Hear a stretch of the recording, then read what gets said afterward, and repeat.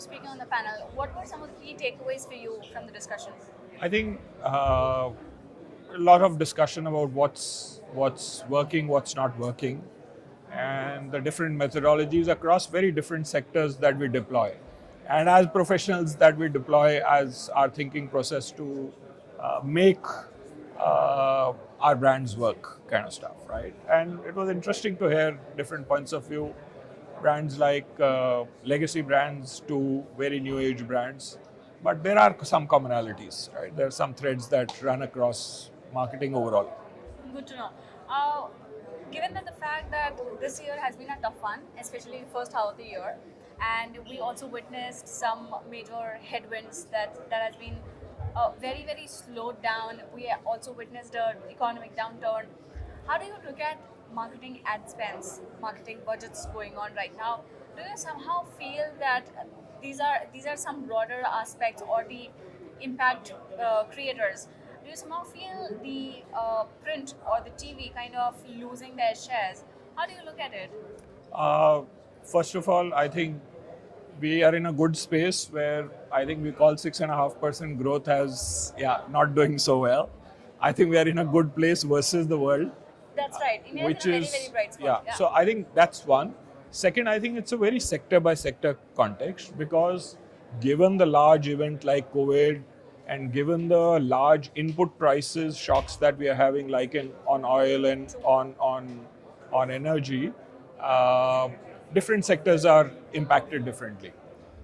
We, for example, have had, I think, fairly good results on top line. But I think this is one thing that people often don't know. Cement is 85% energy and power, right? And that's hit us bad. So the top line has worked well, market share has worked well.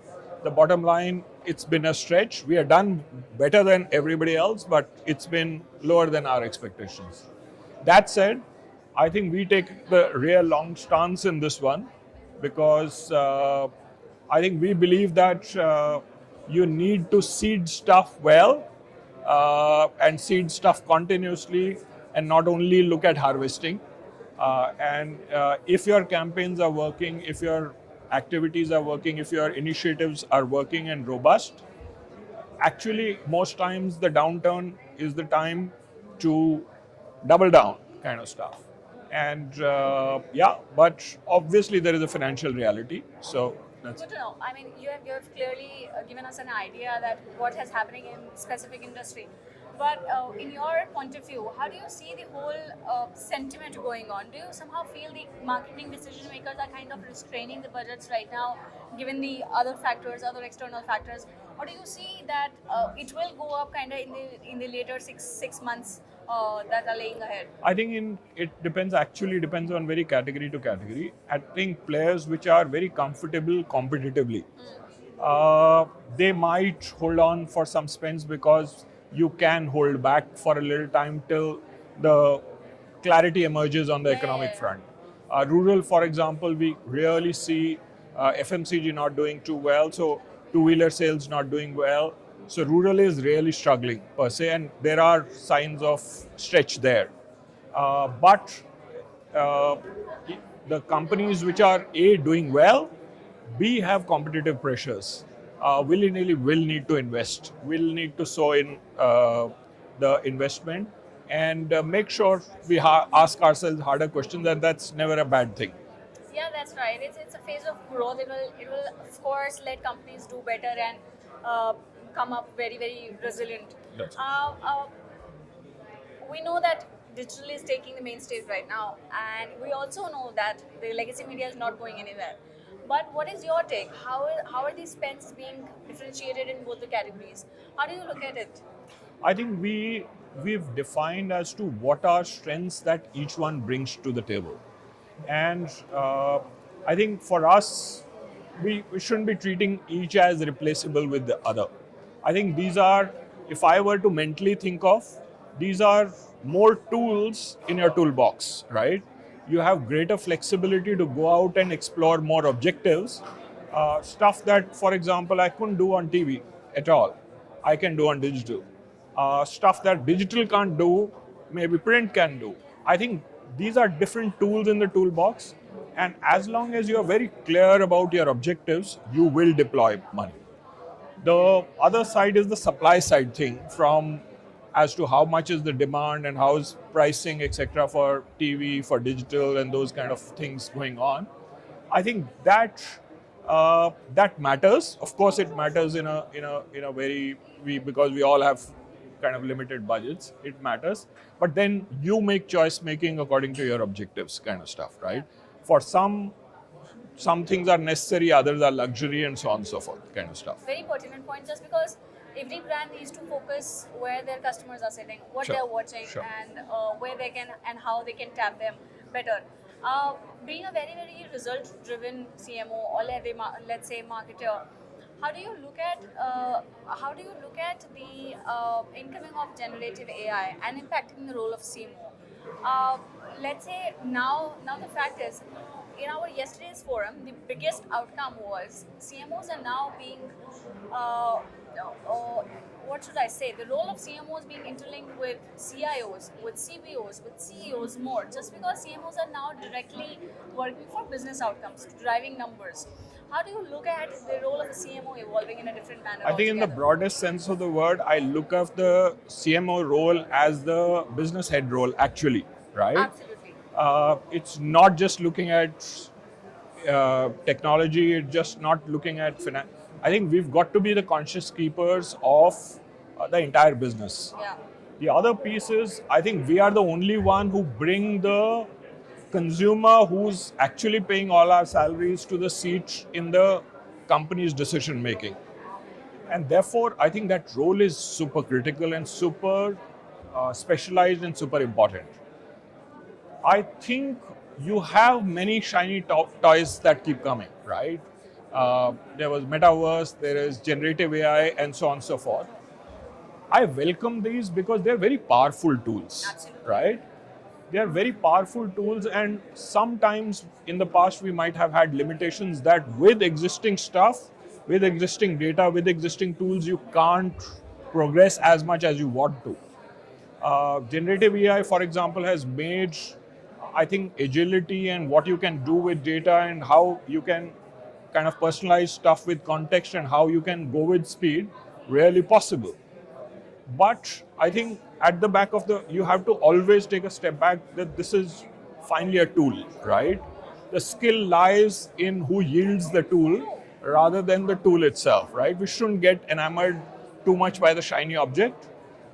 We should, of course, by no means I'm saying that we shouldn't explore it. In fact, we should very actively look at each tool and learn each tool really well. But I think first basic principles, what's the business? What does the consumer want us to do? How can we help the consumer? And is the new tool that we are coming up with, does that do the job? Does that help us reach the consumer, talk to the consumer, do storytelling, do taking feedback and listening in a better fashion? If it works, all for it. You might want to shift 100% of your budget there. But if it doesn't, at the same time, just because it's a shiny object, you shouldn't. I mean, every technology that's coming in is a smart enough technology, but we need even smarter brain to derive it, to Absolutely. navigate it better. Yeah. Before we jump on to our last question, I actually want to know what are some of the short-term as well as the long-term trends you are foreseeing right now. As a leader in the industry for some time, how do you look at the industry evolving, the segment evolving in a different manner? I think Three specific trends. three specific trends. I think one basic, which is they say trends keep coming and going, but one thing which guides strategy for sure is demographics, okay? I think we oftentimes, if we step outside this country and come back, I think we often realize how large and important a trend is demographics in this country. So we are 29 years old as a country. I think so things like education, things like home building, things like all things related to that stage of life are very large.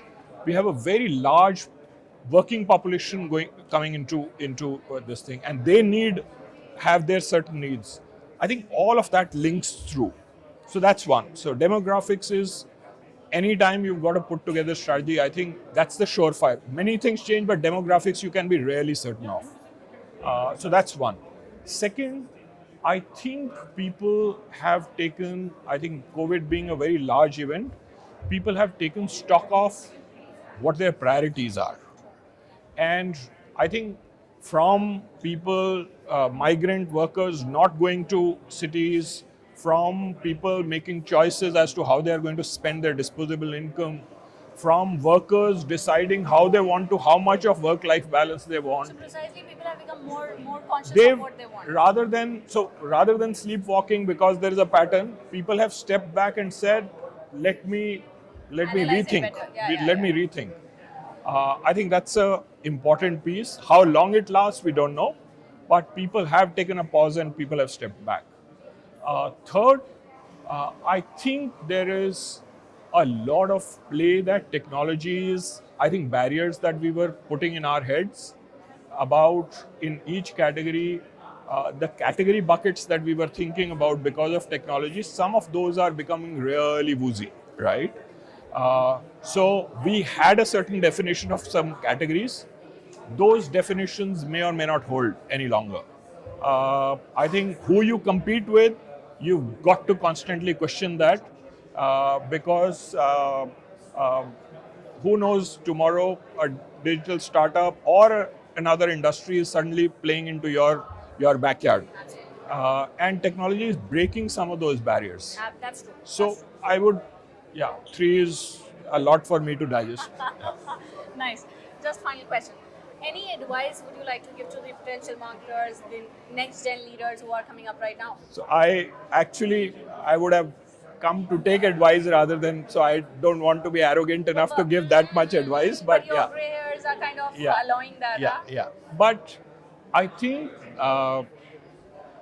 one piece that I would, small piece of advice if I would, I think we get too passionate about our jobs.